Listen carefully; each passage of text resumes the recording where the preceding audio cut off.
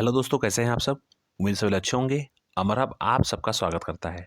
जैसा कि आप लोग जानते हैं कि अमर हब टीम की तरह जब भी कोई सूचना दी जाती है बेहद महत्वपूर्ण होती है और आपके लाभदायक अवश्य होती है। आज कुछ इन्फॉर्मेशन आपके लिए है, तो उम्मीद करता हूँ कि आप लोग ध्यान से चीज़ें को देखेंगे और सुनेंगे और चीज़ों को समझने की कोशिश करेंगे। मैं आपको आगे बढ़ने से पहले बता दूं कि आप लोग डिस्क्रिप्शन में टेलीग्राम चैनल दिया गया है, उसको ज्वाइन कर लीजिए। इसके साथ साथ इस चैनल को सब्सक्राइब कर लीजिए, जिससे कि आने वाले दिनों में आपको सारी सूचनाएं विदिन सेकंड आप तक पहुंच जाए। अब मैं बताना चाहता हूँ कि ग्राम पंचायत अधिकारी यानी कि वीपीओ में जितने भी लोग 2023 में आवेदन किए हैं, उनकी शॉर्टलिस्टिंग आ चुकी है और करीब करीब 60,000 से ज़्यादा अभ्यर्थियों को मुख्य परीक्षा के लिए कॉल की गई है। आप में से बहुत लोग ऐसे होंगे जिन्होंने सिलेबस को देख लिया होगा, सिलेबस के अकॉर्डिंग अपने प्रिपरेशन को करना शुरू भी कर दिया होगा, और आप में से बहुत ऐसे अभ्यर्थी होंगे जिन्होंने अपने सिलेबस को एक बार कर लिया होगा, पूरा कर लिया होगा।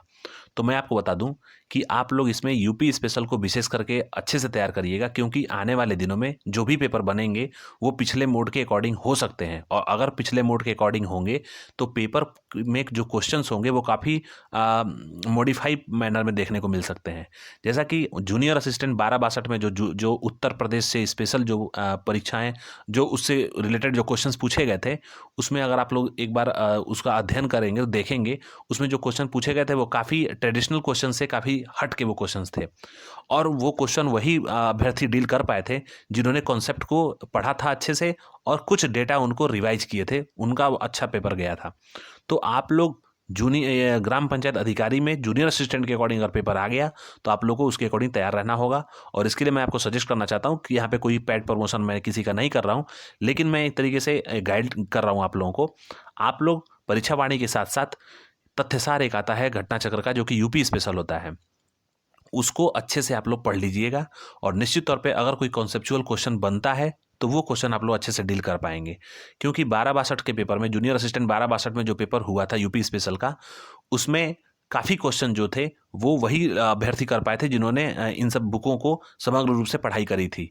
तो उम्मीद करता हूँ कि आप लोग इन बुकों को अच्छे से पढ़ेंगे और चीज़ों को समझने की कोशिश करेंगे। और मेन चीज़ है कि अब यूपी ट्रिपल एससी जैसा पेपर पूछ रहा है, उसमें 60 और 40 का रेशियो रह रहा है, यानी कि 60% क्वेश्चन हो रहे हैं आपके कॉन्सेप्ट बेसिस पे, और 40% क्वेश्चन जो आपके रह रहे हैं वो डेटा बेसिस पे रह रहे हैं। तो आप लोग इन दोनों को समग्र रूप से पढ़ाई करते रहिए अच्छे से। इसके साथ साथ जो भी आपके सब्जेक्ट दिए गए हैं ग्रामीण परिवेश से संबंधित, उन सब सब्जेक्ट को भी आप लोग अच्छे से एक एक करके, और गूगल का यूज कर सकते हैं, आप लोग ऑफिशियल साइट का यूज कर सकते हैं, जो गवर्नमेंट की संस्थाएं हैं, जो कि ग्रामीण परिवेश से संबंधित संस्थाएं हैं, या फिर जो उनके स्कीम्स हैं, या फिर जो उनकी योजनाएं निकलती हैं जो कि महिलाओं बच्चों से संबंधित होती हैं और गांव के लोगों से संबंधित होती हैं, गांव के ग्रामीण परिवेश से संबंधित होती हैं, उन सब चीज़ों को आप लोग ऑनलाइन भी चीज़ों को देख करके और अपना नोट करके प्रिपरेशन कर सकते हैं, अपना नोट्स बना करके।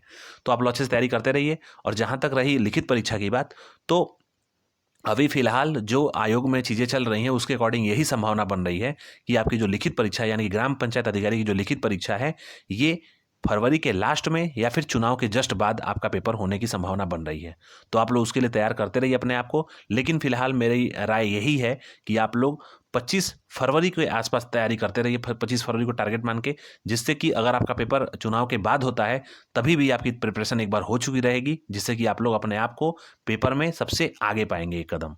तो आप लोग अपनी तैयारी को अच्छे से करते रहिए, और ये समय है केवल और केवल अपना खुद का सेल्फ प्रिपरेशन करने का। कोचिंग से आप लोग उल जुलूल कोचिंगों से बचें, और आप लोग अपने पे विशेष करके ध्यान दें, और ट्रेडिशनल जो बुक है आपके पास उस पर ध्यान दें, क्योंकि बुक ही है ऐसा चीज़ें, बुक एक ऐसा आपके पास हथियार है जो आपको सिलेक्शन दिला सकती है।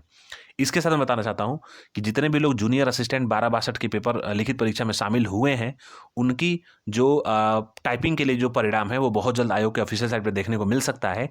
इसके साथ साथ आप लोग देखिएगा इस चीज़ को कि जब आपका परिणाम जारी होगा उसमें और आपके टाइपिंग टेस्ट का जो तिथि होगी उसमें काफ़ी डिफरेंस देखने को नहीं मिलेगा। करीब करीब 10 दिन के आसपास, यानी लगभग 10 दिन का समय मिलेगा आपको टाइपिंग पेपर देने के लिए।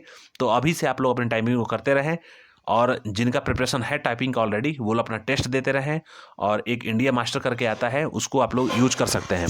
इसके साथ मैं बताना चाहता हूँ कि आप लोग अपनी तैयारी को टाइपिंग टेस्ट के माध्यम से और अलग अलग टॉपिक पे आप लोग अपने आप को प्रिपेयर रखिए।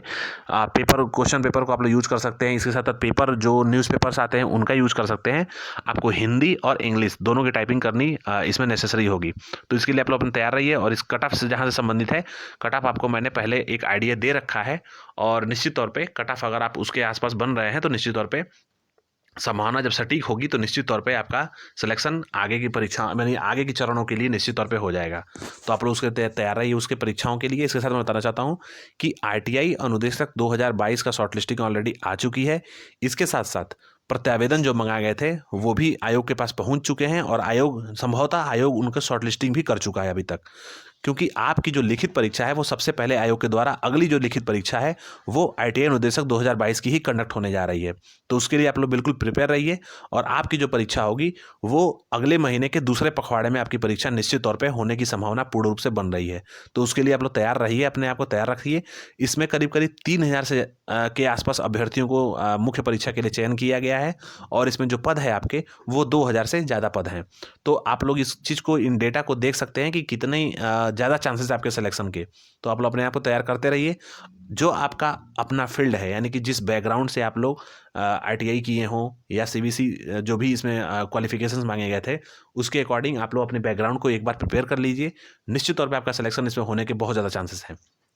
इसके साथ मैं बताना चाहता हूं कि ऑडिटर और जितने भी लोग ऑडिटर के फॉर्म भरे हैं और मेडिकल से संबंधित कुछ पद आए थे, जैसे कि नेत्र परीक्षण अधिकारी के कुछ पद आए थे, कुछ पद अलग भी दो पद और भी अलग थे। तो इनमें काफ़ी कम संख्या में अभ्यर्थियों ने आवेदन किया है वहाँ पे। तो जितने भी लोग आवेदन किए हैं निश्चित तौर पर उम्मीद यही है कि सबको वहाँ पर लिखित परीक्षा के लिए कॉल की जाए। तो आप लोग अपने आप को तैयार करते रहिए और जो ये मेडिकल से संबंधित जो पेपर होंगे वो एक दिन में संभवतः 2 पेपर आयोग जैसा पहले कराता था कि एक दिन में 2 पेपर। आप लोग देखे होंगे कि असिस्टेंट स्टैटिस्टिकल ऑफिसर 2019 का जो पेपर हुआ था उस दिन एक और पेपर आयोग के द्वारा कंडक्ट किया गया था। तो ऐसे ही आयोग कभी कभी क्या करता है कि 2 परीक्षाओं को एक ही दिन 2 शिफ्टों में कंडक्ट करा लेता है। तो आप लोग उसके लिए बिल्कुल तैयार रहिए। आपकी जितनी भी लिखित परीक्षाएं हैं वो आयोग के द्वारा बहुत जल्द कंडक्ट कराई जाएंगी।